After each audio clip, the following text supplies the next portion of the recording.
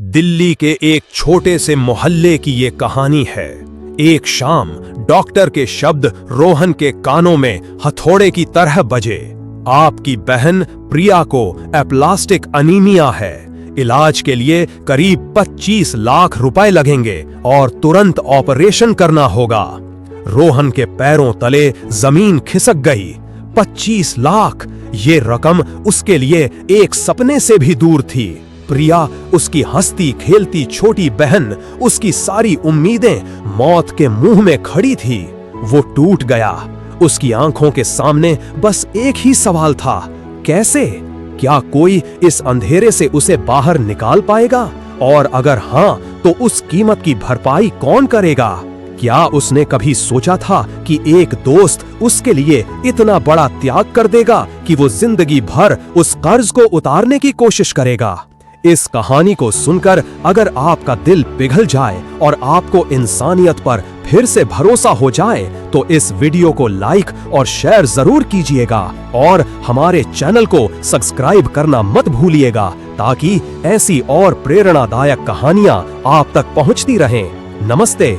आज हम आपको एक ऐसी कहानी सुनाने जा रहे हैं जो आपको दोस्ती की सच्ची कीमत बताएगी, इंसानियत की सबसे ऊंची मिसाल दिखाएगी और सिखाएगी कि इस दुनिया में निस्वार्थ प्यार और त्याग से बढ़कर कुछ भी नहीं। ये कहानी है रोहन और अमित की। रोहन और अमित दिल्ली के एक मध्यम वर्गीय मोहल्ले में पले बढ़े दो गहरे दोस्त। वो सिर्फ दोस्त नहीं थे, एक दूसरे की जान थे। बचपन की उन यादों से लेकर टूटी फूटी साइकिलों की रेस तक उन्होंने सब कुछ साथ जिया था। रोहन अपनी विधवा माँ और छोटी बहन प्रिया के साथ रहता था। पिता के जाने के बाद घर की सारी जिम्मेदारी उसके नाजुक कंधों पर आ गई थी। अमित भी एक साधारण परिवार से था। उसकी अपनी पत्नी और एक छोटा बेटा था। दोनों ने मिलकर एक छोटी सी प्रिंटिंग प्रेस खोली। नाम रखा रूहान प्रिंटर्स। रोहन से रू और अमित से हान लेकर। ये नाम सिर्फ उनकी दुकान का नहीं, उनकी दोस्ती की रूह का नाम था। उनकी दुकान सुबह से रात तक खुली रहती। कभी काम होता, कभी नहीं। जब काम नहीं होता तो दोनों मिलकर चाय पीते, गप्पे मारते और अपने सपनों को नए पंख देते। रोहन का सबसे बड़ा सपना था अपनी बहन प्रिया को पढ़ा लिखाकर एक अच्छा इंसान बनाना। प्रिया बहुत होशियार थी, उसकी आंखों में चमक थी। अमित हमेशा रोहन को हिम्मत देता, देखना रोहन, प्रिया एक दिन बहुत नाम कमाएगी और हम दोनों मिलकर उसे वहां तक पहुंचाएंगे। उनकी दोस्ती सिर्फ बातों तक सीमित नहीं थी, वो एक दूसरे का सहारा थे। जब एक बार रोहन की मां बहुत बीमार पड़ी तो अस्पताल के भारी भरकम खर्च ने रोहन की नींद उड़ा दी थी। तब अमित ने बिना सोचे समझे अपनी सारी जमा पूंजी रोहन के हाथ में रख दी थी। उसने कहा था, तेरी मां मेरी भी मां है रोहन, पैसों की चिंता मत कर, बस उनका ध्यान रख। और जब अमित के बेटे को स्कूल में दाखिले के लिए थोड़ी और फीस की जरूरत पड़ी तो रोहन ने अपनी बहन की ट्यूशन फीस से बचाए पैसे उसे दे दिए थे। ऐसे छोटे छोटे किस्से उनकी जिंदगी का हिस्सा थे, जो उनके रिश्ते की नींव को और मजबूत बनाते थे। वे एक दूसरे के लिए सिर्फ दोस्त नहीं, बल्कि परिवार थे। सब कुछ ठीक चल रहा था। संघर्षों के बावजूद खुशियों के छोटे छोटे पल आते जाते रहते थे। लेकिन फिर एक दिन उनकी जिंदगी में एक ऐसा तूफान आया जिसने सब कुछ उलट पुलट कर दिया। प्रिया, जो हमेशा हंसती खेलती रहती थी, अचानक बीमार पड़ गई। शुरुआत में लगा कि सामान्य बुखार है, लेकिन जब कई दिनों तक बुखार नहीं उतरा और उसकी कमजोरी बढ़ती गई तो रोहन उसे डॉक्टर के पास ले गया। कई टेस्ट हुए, कई अस्पताल बदले और फिर एक दिन डॉक्टरों ने एक गंभीर सच्चाई बताई। प्रिया को एक दुर्लभ रक्त विकार था, एप्लास्टिक एनीमिया। इलाज बहुत महंगा था और इसमें बोन मैरो ट्रांसप्लांट की जरूरत थी। डॉक्टरों ने कहा कि ऑपरेशन का खर्च लगभग 25 लाख रुपए आएगा। ये वही पल था जब रोहन के पैरों तले जमीन खिसक गई। 25 लाख रुपए, ये उसके लिए एक पहाड़ जैसी रकम थी जिसे वो कभी छू भी नहीं सकता था। उसकी आंखों के सामने अंधेरा छा गया। प्रिया, उसकी प्यारी बहन, उसकी उम्मीद, उसकी जिंदगी का सबसे बड़ा मकसद मौत और जिंदगी के बीच झूल रही थी। वो पूरी तरह से टूट गया। उसकी माँ तो ये खबर सुनकर सदमे में आ गई। अमित को जब ये बात पता चली तो वो तुरंत रोहन के पास भागा आया। उसने रोहन को अपनी बाहों में भर लिया, जो फूट फूट कर रो रहा था। शांत हो जा रोहन, कुछ नहीं होगा प्रिया को, हम है ना, हम सब मिलकर करेंगे। अमित की आवाज में भी दर्द था, लेकिन उसकी आंखों में एक अटूट हिम्मत थी। अगले कुछ दिन रोहन और अमित के लिए किसी अग्नि परीक्षा से कम नहीं थे।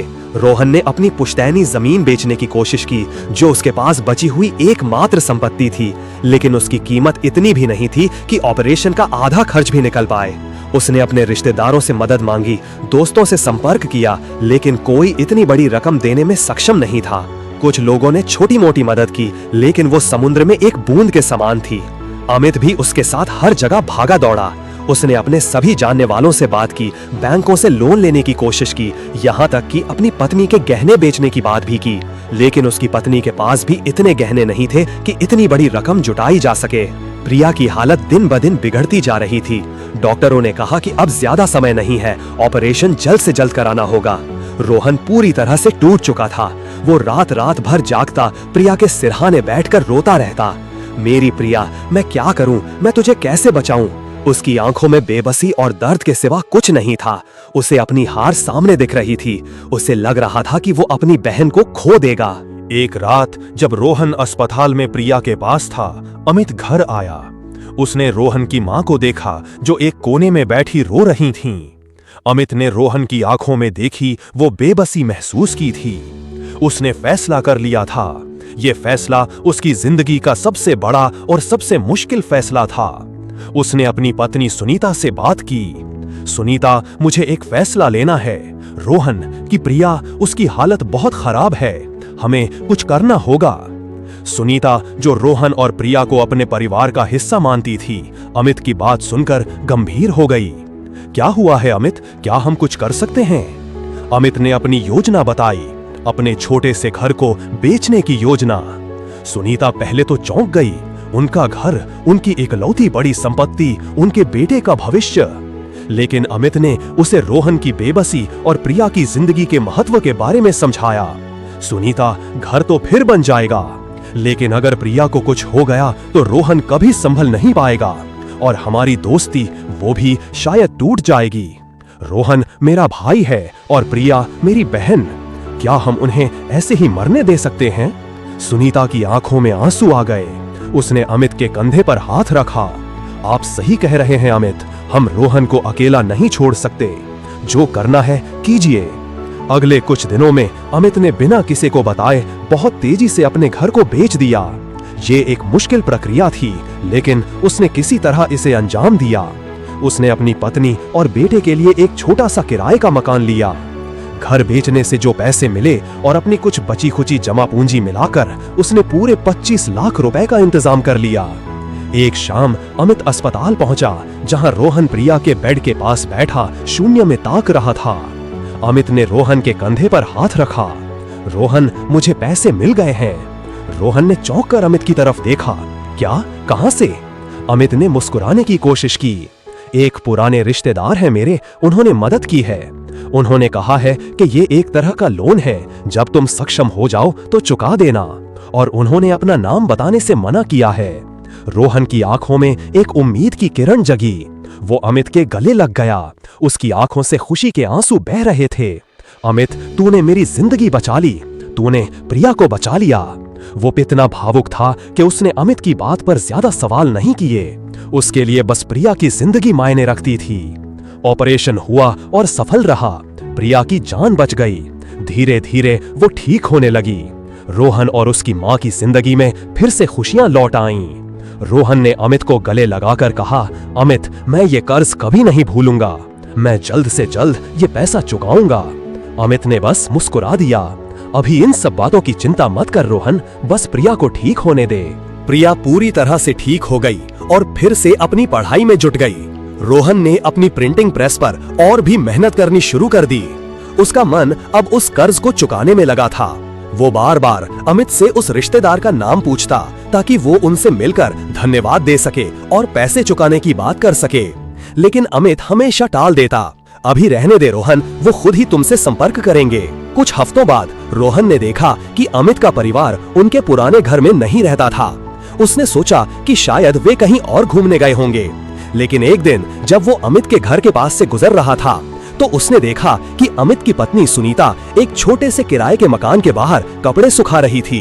रोहन को कुछ अजीब लगा। उसने सुनीता को आवाज दी, सुनीता भाभी, आप यहाँ क्या कर रही हैं? आप लोगों का घर कहाँ है? सुनीता की आंखों में आंसू आ गए। उसने सिसकते हुए कहा, वो घर वो तो अमित ने बेच दिया रोहन, प्रिया के ऑपरेशन के लिए। रोहन के पैरों तले फिर से जमीन खिसक गई। इस बार खुशी से नहीं बल्कि सदमे और दर्द से। अमित ने अपना घर बेच दिया था, उसके लिए, उसकी बहन के लिए। ये बात सुनकर रोहन का दिल बैठ गया। उसे लगा जैसे किसी ने उसके सीने में खंजर घोंप दिया हो। वो तुरंत अमित के पास भागा। अमित अपनी प्रिंटिंग प्रेस पर काम कर रहा था। रोहन ने उसे देखा और उसकी आंखों में आंसू भर आए। तूने ये क्या किया अमित? अपना घर बेच दिया मेरे लिए? तूने मुझसे झूठ क्यों बोला? रोहन की आवाज में दर्द और गुस्सा दोनों थे। अमित ने काम रोक दिया और रोहन की तरफ देखा। उसकी आंखों में कोई पछतावा नहीं था, सिर्फ गहरा प्यार और शांति थी। रोहन, तेरी बहन मेरी भी बहन है और तू मेरा भाई है। क्या पैसों से बढ़कर दोस्ती नहीं होती? जब तू टूट रहा था मैं कैसे चुप रहता? घर तो फिर बन जाएगा, लेकिन अगर प्रिया को कुछ हो जाता तो तू कभी संभल नहीं पाता, और मैं भी नहीं। अमित के शब्द सीधे रोहन के दिल में उतर गए। रोहन अमित के सामने घुटनों के बल बैठ गया। उसकी आंखों से आंसुओं की धारा बह रही थी। तूने मेरे लिए इतना बड़ा त्याग किया अमित, मैं ये कर्ज कभी नहीं चुका पाऊंगा। अमित ने रोहन को उठाया और गले लगा लिया। ये कर्ज नहीं है रोहन, ये तो दोस्ती है, हमारी दोस्ती। इसमें कोई कर्ज नहीं होता, बस एक दूसरे का साथ होता है। उस दिन रोहन ने एक गहरा सबक सीखा। उसने सीखा कि इंसानियत और दोस्ती की कीमत किसी भी भौतिक संपत्ति से कहीं ज्यादा होती है। उसने सीखा कि सच्चा इंसान वही है जो दूसरों के दर्द को अपना दर्द समझे और निस्वार्थ भाव से त्याग करे। उसने ये भी सीखा कि सच्चा दोस्त वही होता है जो मुश्किल घड़ी में अपना सब कुछ दांव पर लगा दे। रोहन ने उस दिन अमित से एक वादा किया, मैं तुम्हें कभी भूलूंगा नहीं अमित, मैं ये कर्ज चुकाऊंगा हर हाल में। मैं तुम्हें वो सब कुछ वापस दिलाऊंगा जो तुमने मेरे लिए खोया है। और रोहन ने अपना वादा निभाया। प्रिया ने अपनी पढ़ाई पूरी की और एक अच्छी नौकरी पाई। रोहन और अमित ने मिलकर अपनी प्रिंटिंग प्रेस को और बड़ा किया। रोहन ने दिन रात एक कर दिया। उसने हर एक पैसा बचाया, हर एक ग्राहक को संतुष्ट किया। सालों की कड़ी मेहनत और लगन के बाद एक दिन रोहन ने अमित को एक चाबी दी। ये क्या है रोहन? अमित ने पूछा। ये तुम्हारे नए घर की चाबी है अमित, तुम्हारे पुराने घर से भी बड़ा और अच्छा। ये कर्ज नहीं, ये हमारा प्यार है, हमारी दोस्ती है। रोहन की आंखों में वही चमक थी जो अमित की आंखों में उस दिन थी जब उसने प्रिया के ऑपरेशन के लिए पैसे दिए थे। अमित की आंखों में आंसू आ गए। उसने रोहन को गले लगा लिया। उनकी दोस्ती की मिसाल पूरे मोहल्ले में दी जाने लगी। वे सिर्फ दोस्त नहीं थे, वे एक दूसरे के लिए जिंदगी थे। उनकी कहानी ने सिखाया कि सच्चा धन दौलत या संपत्ति में नहीं होता, बल्कि उन रिश्तों में होता है जो निस्वार्थ प्रेम, त्याग और इंसानियत की नींव पर खड़े होते हैं। ये एक अटूट बंधन था जो समय और मुश्किलों की कसौटी पर खरा उतरा था और जिसने ये साबित कर दिया था कि इंसानियत और अच्छाई की भावना ही एक सच्चे मानव की पहचान है। उनकी दोस्ती सिर्फ एक कहानी नहीं थी बल्कि एक प्रेरणा थी। ये सिखाती थी कि जब हम दूसरों के लिए निस्वार्थ भाव से कुछ करते हैं तो वो अच्छाई कई गुना होकर हमारे पास लौट आती है। रोहन और अमित ने ये साबित कर दिया था कि दोस्ती सिर्फ एक शब्द नहीं बल्कि एक एहसास है, एक विश्वास है और एक ऐसा बंधन है जो कभी नहीं टूटता।